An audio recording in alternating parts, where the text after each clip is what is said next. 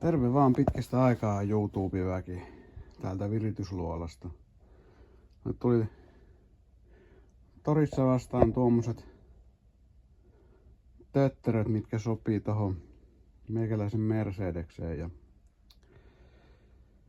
mä oon tämmösiä kattellut jonkun aikaa tossa ja miettinyt, että vois ostaa ihan uudetkin.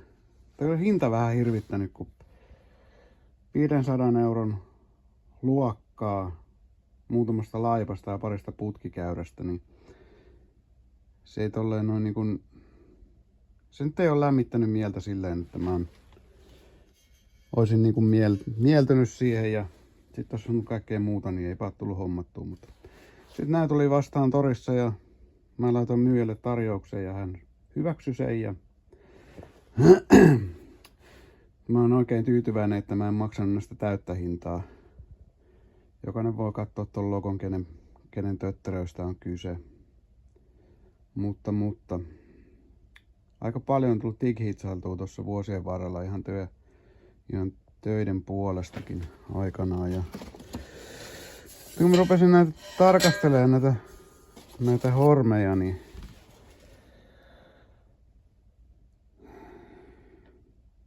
aika lailla on sokevan käsityötä nämä kaikki saumat.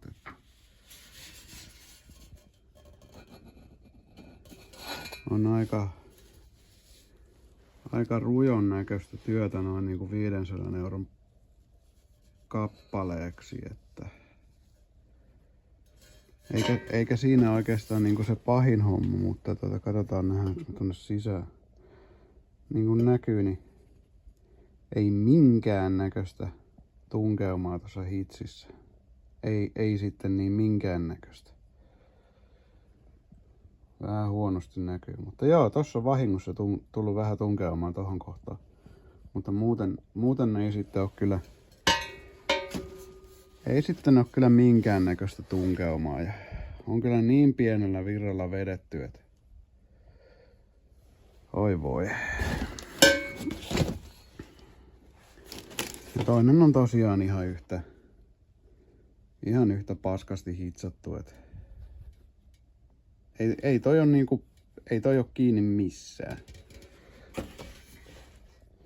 Näkee niinku tästä päästäkin, niin ei sitä oo edes yritetty hitsata, siis voi veljet. Kaikki saumat on halki. Kun ei ne oo kiinni missään. Sitä on yritetty vähän tehdä nättiä ja sit se on kaikki jäänyt siihen. Tai ihan yhtä paskaa kaikki. Ja siellä on vähän niinku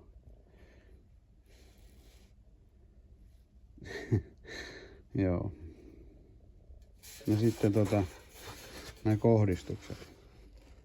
Moro. Ei niinku ton vertaa ole ollut ammattiylpeyttä, että olisi viittynyt kohdistaa noin putket kunnolla, kun ne hitsataan kiinni.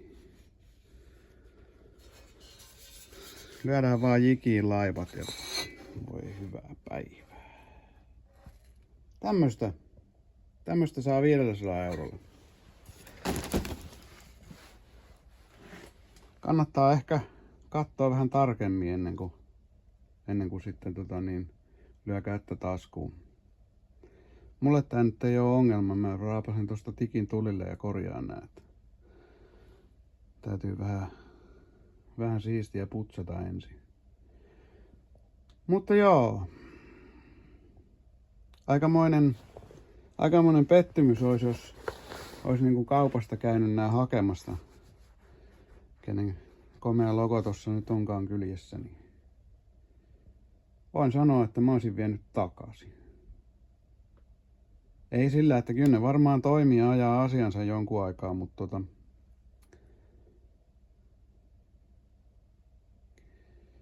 saumoista ja kaikesta päätellen, niin mä veikkaan, että toi kyseinen putka on tuottanut nää Kiinasta. Ihan siltä toi työnjälki näyttää, että ei tätä kyllä kukaan kotimainen paja ole tehnyt, se on ihan varma. Jos on tehnyt, niin hävetkää ihmeessä. Mutta joo, ei mulla oikeastaan tällä kertaa sen enempää, että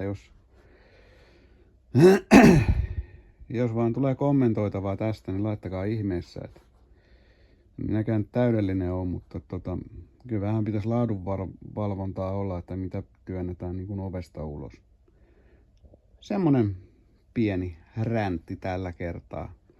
Koittakaa pysyä terveenä ja koittakaa olla poissa ojista. Oli aika paljon autoja tuossa ojissa, kun tuli vähän lunta ja näkyi taas vähän yllättävän talviautoilijat. Mut pitäkää kivaa, pysykää terveenä. Se on moro.